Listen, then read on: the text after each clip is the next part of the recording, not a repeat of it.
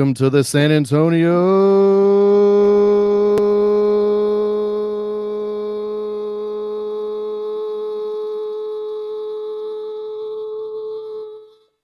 SAFC Fancast.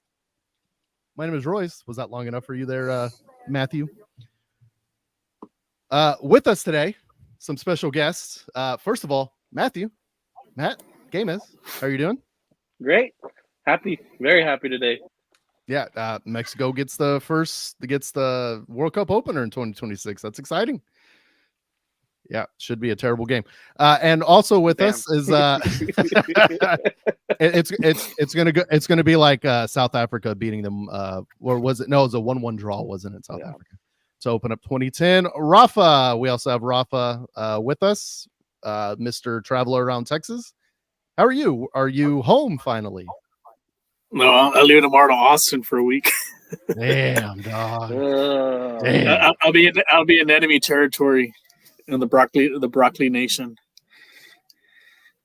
So I'll be there, but I'll still be able to do still doing the round table on Thursday. So, and of course, Harry. Harry, how are you, sir? Doing well, but you're missing the point of the first match being in Mexico.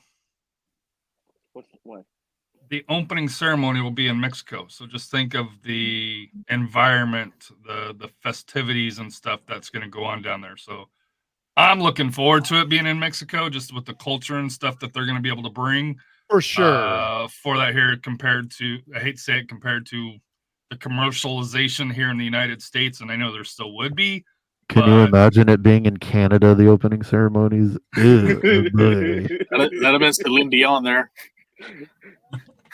I mean, it would be Justin Bieber and a DJ stand. That's all it would be. A couple hot. Matt, you know the Los Tigres del Norte are playing the opener. For real, I would be so happy. By the way, Los Tigres del Norte, huge 49ers fans there, Matt. So I'm not a Cowboys fan, so. Well, you're a Chiefs fan, and they're playing them in the Super Bowl next week. So, okay. Well done to that. Okay, we can have Los Tucanes. Yeah. Well, let's wrap this up because we have a huge announcement. We got a huge introduction, a huge member of this podcast. We'd like to introduce a new member that we're super excited to have, and his work to help us out on our podcast to really kind of make us a lot more relevant and give us a lot more credibility, which we're always kind of a 50-50 pod. I throw out a lot of crap. Sometimes I know what I'm talking about. Rafa knows what he's talking about. That's the coach. That's the guy with the licenses over there. I'm like 50-50. Harry knows what he's talking about. I don't know. No, dude. No. Matt never knows what he's talking about. What are we talking about? But where are we going to bring on? The guy on the drum. Yeah, Matt's here for the drums. Just for the vibes. I'm here for the bad takes. You know that way. You know. Yeah, I mean, checks out. We've all got to roll. Absolutely. It's a good cop and bad cut. That's it. Go ahead. Blast it. Let us introduce you to Jonathan Shep to the San Antonio SAFC Fancast. All right. Bringing some credibility to us. Jonathan, how are you, buddy? Doing all right, even though you guys are giving me way too much credit for all this. But I am looking forward to, we're not. But I am looking forward to adding, just some new things. Like I was telling you guys, some of the more, media-facing stuff that maybe you guys don't catch or don't get to see or hear. So, and also, let me just say, one of the nice things about having the World Cup opening ceremony in Mexico is, hopefully, if they have a celebrity kicking a goal, they actually make it this time. For anyone who gets the reference. Damn, yeah. That's Tina Turner, wasn't it? I don't know if it was Turner or Diana Ross, or it was before I was alive. So, I mean, well, that's not tough. to make everyone. I think it was Diana Ross. I was 7. I think it was Diana Ross. It was one of those 80s soul singers for sure, and it's one you want to forget. So let's just skip over that. Yikes. That's a good point, but oof, that hurts. But what Jonathan's going to bring us is he's going to bring us a lot of credibility. He's going to be our boots on the ground guy. You can find his blog at Bluish Moon. Great San Antonio FC content and really first person interview stuff there to where he actually interacts with the coaching staff. He interacts with players and really gives really good information. And on his last article that he posted and published, and we'll talk about that right now. We won't read it word for word like we're reading the newspaper, like some sports news radio people do. We're gonna kind of go over some of the interviews that he did with one of the newer players, a veteran player, and Coach Marcin as well, to kind of talk about kicking off the 2024 season. Jonathan, you want to kind of take us through that a little bit, just kind of summarize that work that we were super impressed about, and we were more than happy to hear about, because really from the team, from Ferruzzi, from Marcina, it's really been radio silent. So give us a little bit of excitement for the season and kind of just talk about your interviews that you had.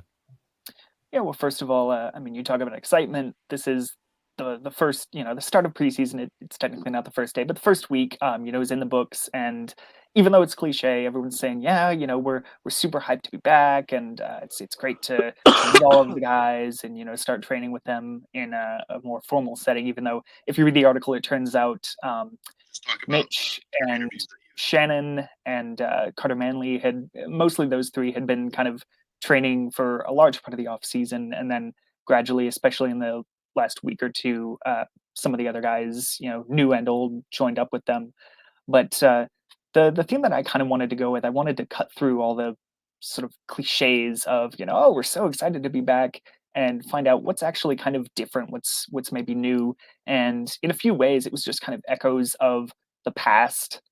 So, for example, they talk about, I believe it was Mitch Tainer said he had showed a few players, and I know Pablo Cisniega, the new goalkeeper, specifically mentioned this when we talked to him. They would show the Santiago Patino's goal from the second goal that he scored, at least from the 2022 final, just to show new players, hey, this is the atmosphere you're getting into, this is the excitement. So that was kind of one of the echoes. And then one of the others is obviously, this SAFC team for the last few years, Alan Marcina loves to say, we're the aggressors with and without the ball. And he says that's going to continue, but there are some new stylistic changes that he teased a bit, and I think we might want to be talking about that later, so I'm not going to say too much yet.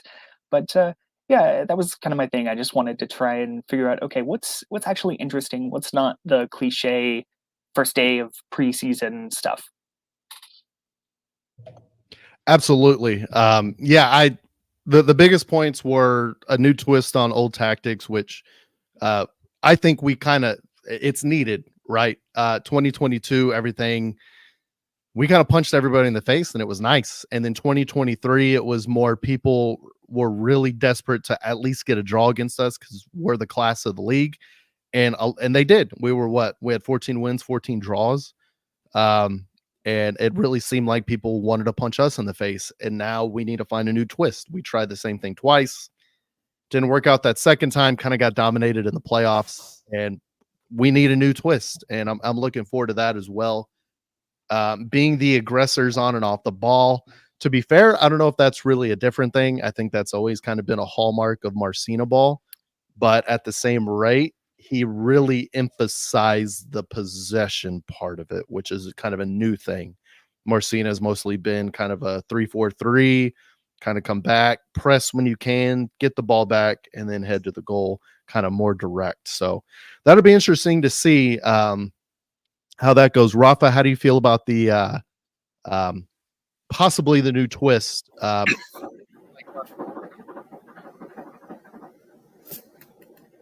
after the match, I think your mic's cutting off, Bryce. my mic's cutting off. Okay, there you Not ideal. go.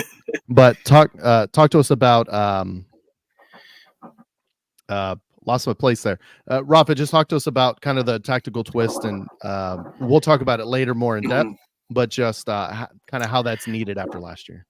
I think if you look what I think a lot of people said last year, we were just playing too direct. And a lot of the times, like I said, when we're on the attack, we're kind of rushing things instead of, and I know me and Harry talked about this when they're where we're at. Instead of just kind of settling the ball on the attacking side, letting the play develop. And I think that's maybe what Martinez kind of leaned towards us, let's maintain possession, let's develop the play, let's kind of figure it out, not just force things, and then we end up getting scored on a counterattack. I think that's what we saw a lot last year, and I think they want to implement that, just that patience, because now, like I said, now we have two guys up front that can, should be able to score double-digit goals, and then you have an attacking man that's very creative. If you can have that patience, develop the plays, and kind of spread them out a bit, like I said, hopefully that's going to lead to a lot more goals, but also winning games and keeping us from getting, caught with our pants down on a counterattack. Yeah, for sure. Last year it definitely kind of seemed we kind of went a little too direct.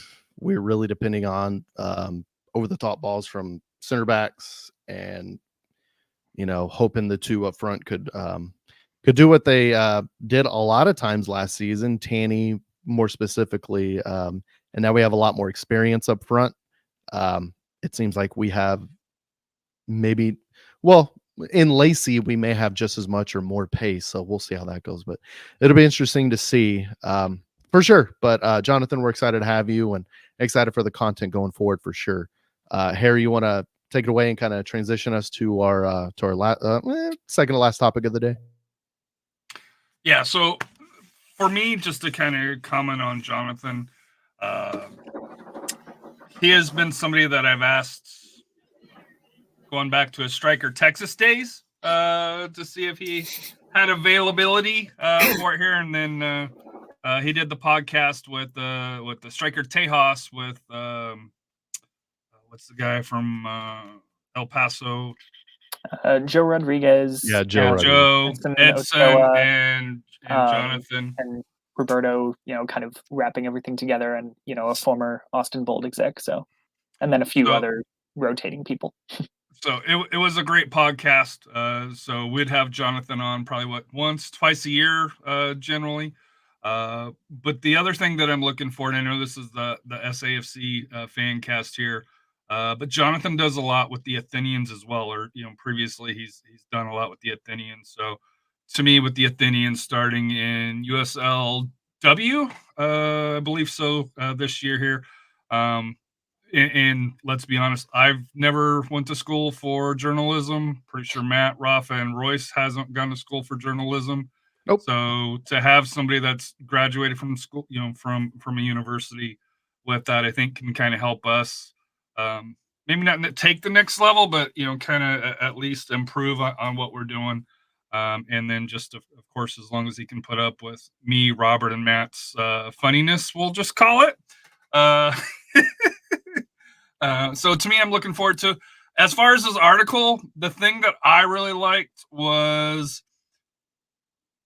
and I think this is something that we as the fans need to also do, is turn the page from last year, or from the last 2 years, where, hey, 2022, everything went right. 2023,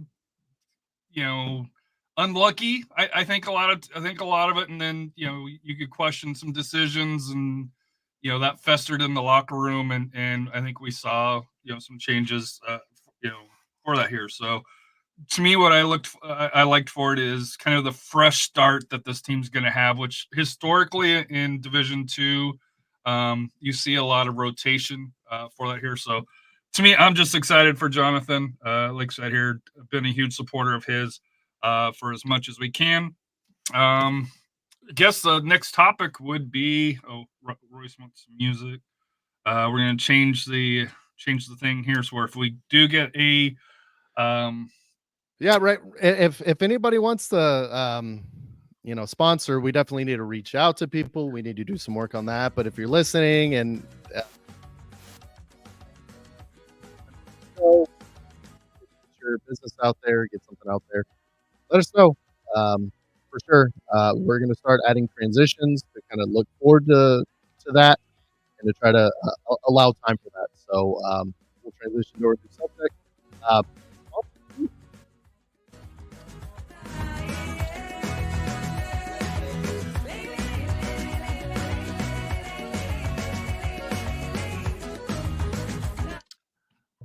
All right, and we're back, and there was some news. I know we kind of talked about it up top here, but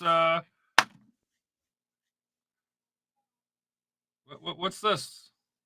Matt, what happened to your red, white, and blue, man? Hey. They're still red and white on this one too.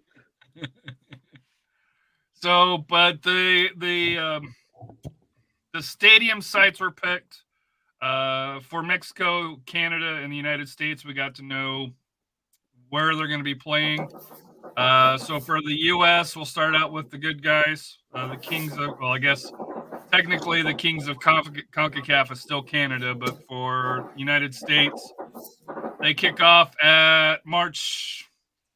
It says March or match 1, June 12th at SoFi Stadium. The second match is a week later at Lumen Field in Seattle, and then back to SoFi. Canada, they kick off in Toronto and then make the trek for their final 2 matches in Vancouver. And then Mexico, they get the very first match. So as we talked about the opening ceremonies, Guadalajara and then Mexico through there. These are the sites, for that here. We'll go to you, Matt, and then Rafa. Your thoughts on the stadiums? I mean, to me, the biggest stadium I'm hoping to go see is in Monterrey. Such a beautiful stadium, man. Like mountains in the background and just probably a little bit of heat, knowing it's going to be in the summertime. But yeah, I know, Jason. I know. But sorry, buddy. I only did it for a day. But it's going to be amazing, hey, it wasn't just a day, it was 2 days. Okay, it was 2 days, but I mean, it's gonna be great, man. I'm already planning those trips already, man. It's gonna be amazing. Rafa, your thoughts as somebody that's got the. It was for 2 tickets. Robert wouldn't give me that for 2 tickets, bro. Unless I tweeted that. Robert's gonna do the return their favor. He's going to I love Memo Ochoa when he needs tickets for the World Cup. Just remember that, Robert. I know you're watching. It was for one time. Memo, I gave up a penalty to Christian Pulisic to lose the Gold Cup. Yeah, that guy. Oh, okay, sure. But Rafa, your thoughts on the venues?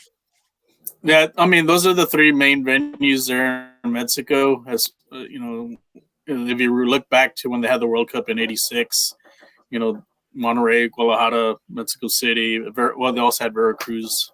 But those are your 3 ones. Like I said, all of them have. Like I said, probably the prettiest stadium is going to be the one in Monterrey because of the scene in the back.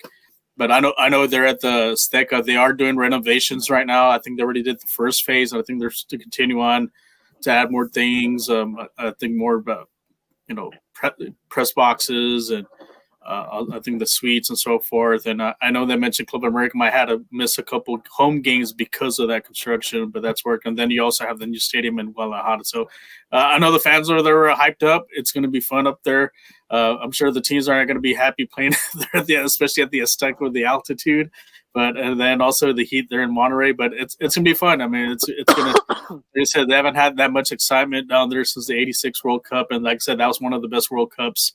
Like I said, you could say in history. Like I said, that was Maradona's. Yeah, the hand of God, and then Manolo Negrete doing that scissor kick on the goal.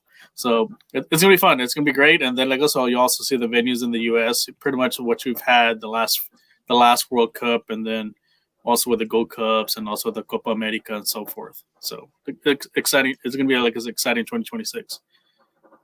Jonathan, any thoughts from you on the venue selections? And then after Royce answers that as well, we'll kind of go into, did they get it right picking New York, New Jersey and MetLife Stadium over Dallas and Jerry's World?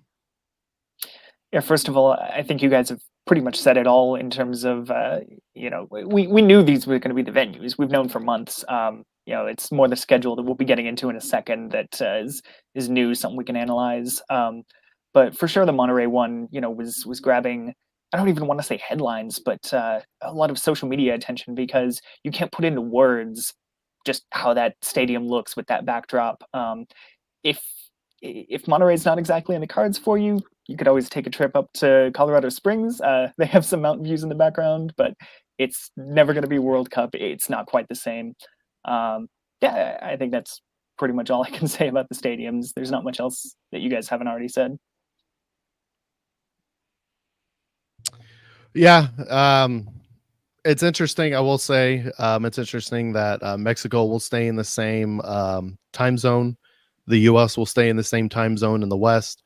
Canada really shooting themselves in the foot, going, game time 3 hours from each other, going basically. I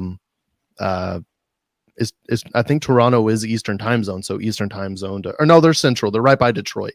They're Central, but still they're going Central to West Coast. So that's kind of that'll be tough.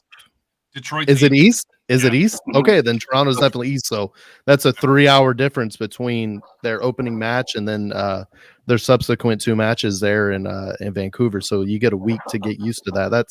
That's kind of tough. Just that travel in general, even though it's 1 day out of the week, that still puts recovery and practice time kind of out of it. And the U.S. is just going up and down the West Coast. Sure, that's a 3 hour flight, but you're still staying in the same time zone, at least for your 3 group matches. So that's something to look out for. But I'm excited. It does definitely suck that FIFA picked New Jersey. Garbage. It's trash. Pick somewhere else. I thought it was going to be SoFi was going to have the final. At least it would have been a nice stadium. I thought everyone in the world thought Jerry World was going to get it.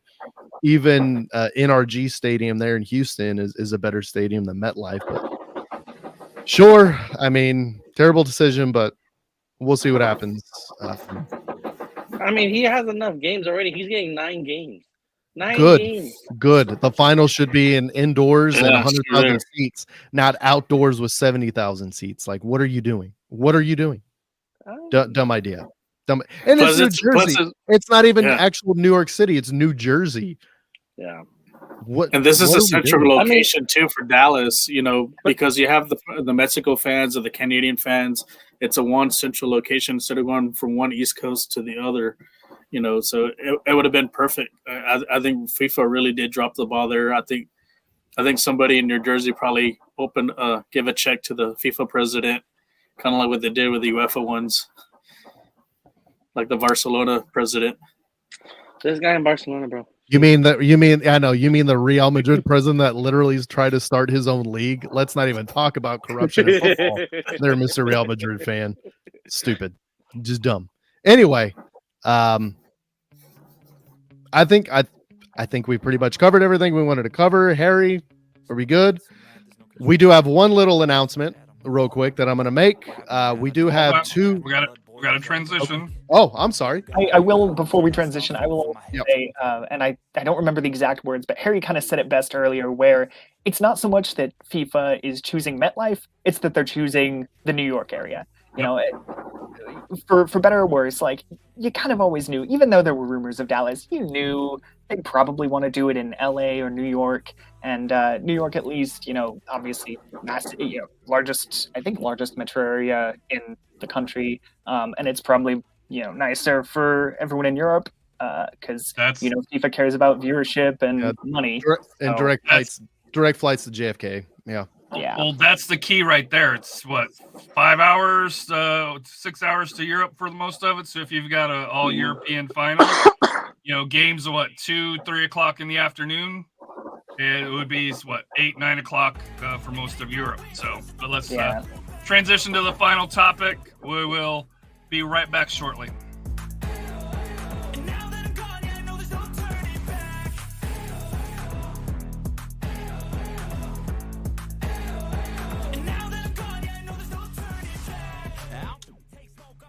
And we're back, and Royce has got an announcement before he kicks off final thoughts. Yeah, thanks for sticking with us through the show. It's quick.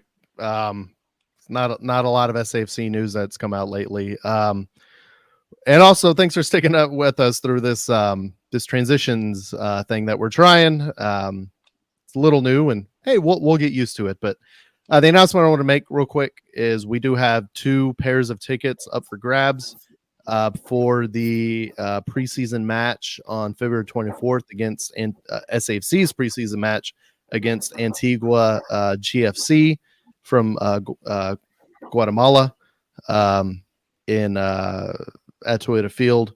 We have 2 tickets. We're going to give away a pair on Facebook. We're going to give away a pair on Twitter or X, whatever you want to call it. And how we're going to do this is we're going to give a keyword. I'm going to give a keyword here in a minute. Just DM us, whether it's Facebook Messenger or on Twitter X. DM us directly to the account, not our personal ones, but the account, please. DM us aggressors. DM us the word aggressors, as that's apparently Coach Marcina's new scheme he's going to strive for, is being aggressors on and off the ball. So DM us the word aggressors on either X or Facebook. We have a pair going out, a pair for both platforms that we're going to give away to that match. And we'll be posting about it later, but on the show right now, keyword aggressors. So, and then now we're going to transition into our final thoughts. Harry, take it away. All right, so my final thoughts. Thank you, Jonathan, for coming on. Like I said, this, to me, like I said, I'm really excited about it.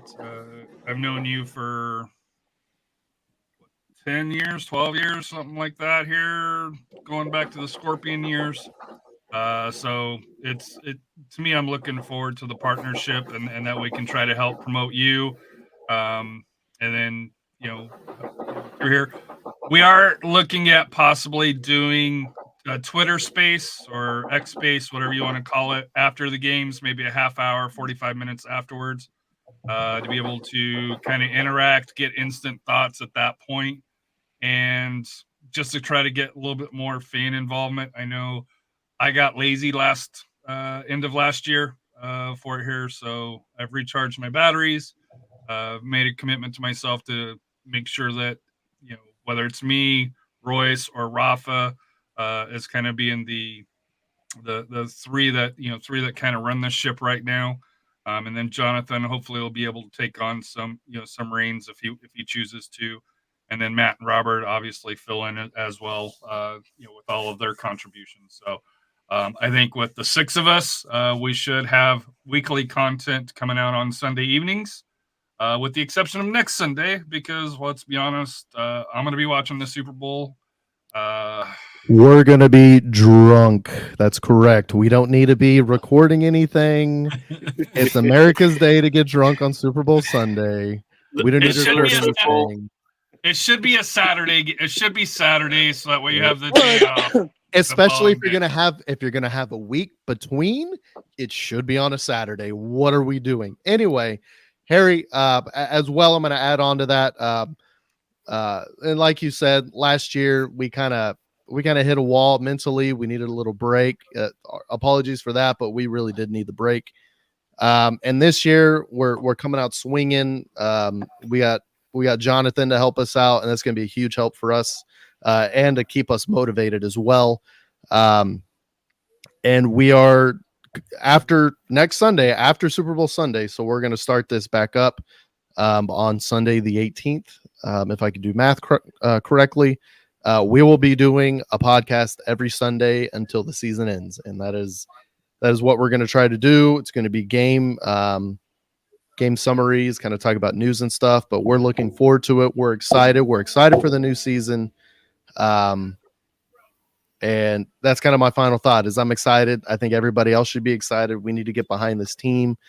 Some of the, sure, we lost a couple guys, but it's still that core. It's still our team. It's still our city. Let's get behind them. Let's go SAFC. Can't wait for this season to start.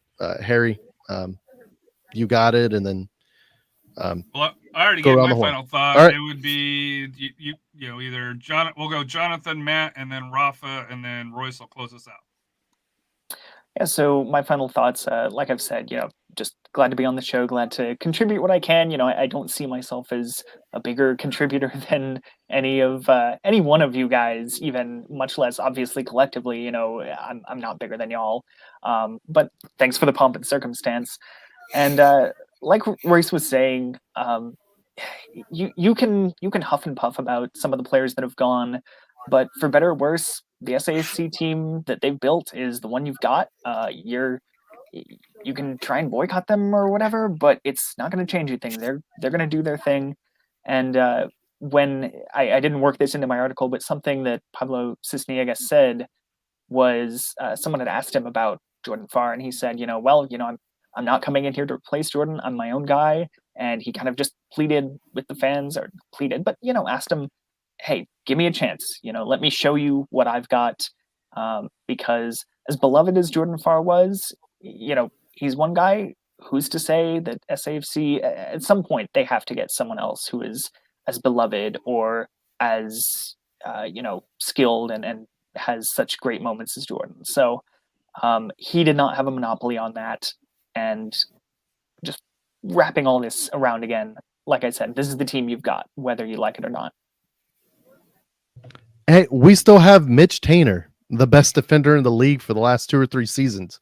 What are we talking about? We just upgraded on the back line. We still have Carter Manley, one of the team favorites. Shannon Gomez, one of the great guys of the team. Santi Patino, one of the best players, one of the best strikers we've ever had. We're doing fine. Jorge Hernandez is still here. We're doing good. We're doing fine. Abu, the most likable guy on the team, period. Mo Abu is still on the team. This team still has chemistry. This team is still our team. It's still our city. Let's go. I like your points, Jonathan. Matt, you're up next. My final thought, just support all the supporter guys. I know in the upcoming weeks, FTC and 2-0 are going to talk about start preparing for all the tailgates and what's going to go on for those. Head out to Alamo Beer for the Crocs on the 18th. I'll be there as well to support them and see who the new board is, if it changes or if it stays the same. I mean, this year is looking very, very bright for all the supporters, and I can't wait to see what we do and how we pull it all together, because I'll just leave it at that. You'll see it for yourself, guys. It's gonna be fucking amazing this year. I'm sorry I had to say it, but it's gonna be amazing. And Rafa?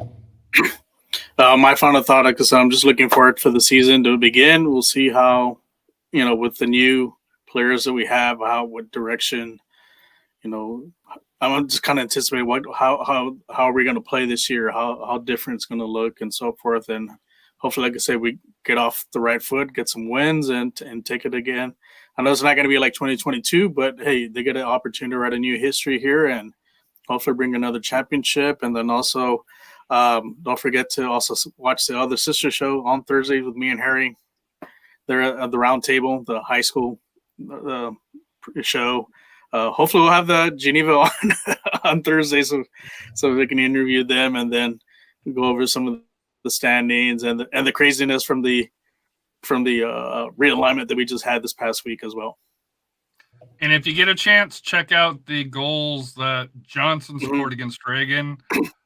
A couple of bangers through there here. One thing, since Matt mentioned it here on the 18th, the Crocketeers meeting, we might have to have the meeting earlier, might have to have the show earlier, or Royce or Rafa, you may have to host it if I do go to that, because as a member of the Crocketeers and member of FTC, I try to attend those. Sounds like we just need to set it up for earlier, so we'll plan it for earlier, and then it's normally at 6 or 7, right? So we'll do a production meeting after this to figure that out, but we'll be recording one on Sunday anyway. So everybody, thanks for tuning in. Looking forward to the season, and thank you, Jonathan. Welcome to the show. Thanks for your contribution. Really excited to have you, and excited for the show on the season, and excited for the team on the season, on and off the field. So Harry, one more point.